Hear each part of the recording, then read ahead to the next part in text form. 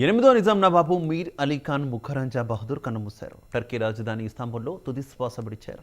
ఆయన పార్థివ దేహాన్ని కుటుంబ సభ్యులు ఈ నెల 17న హైదరాబాద్కు తీసుకురానున్నారు. అంత్యక్రియలు స్వస్థలమైన హైదరాబాద్లోనే చేయాలన్న ముఖరంజా బహదూర్ కోరిక మేరకు కుటుంబ సభ్యులు ఇక్కడే నిర్వహించాలని నిర్ణయించారు.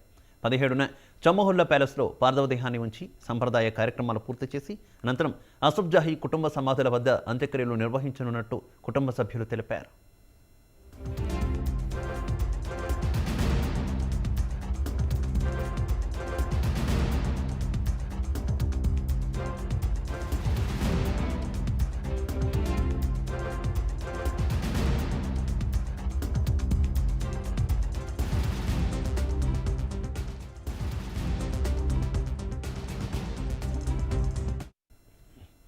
హైదరాబాద్ సంస్థానం ఆఖరి నిజాం మీర్ ఉస్మాన్ అలీ ఖాన్ బహదూర్ మనవుడు నిజాం పెద్ద కుమారుడు ముఖరంజా బహదూర్ మరణం పట్ల ముఖ్యమంత్రి కేసీఆర్ సంతాపం ప్రకటించారు.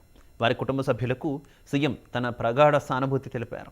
నిజాం వారసుడిగా పేదల కోసం విద్య, వైద్య రంగాల్లో ముఖరంజా చేసిన సామాజిక సేవలను గుర్తుగా వారి అంత్యక్రియలను అత్యున్నత స్థాయి అధికారిక లాంఛనాలతో నిర్వహించాలని ముఖ్యమంత్రి కేసీఆర్ ప్రభుత్వ ప్రధాన కార్యదర్శి శాంతకుమారిని ఆదేశించారు.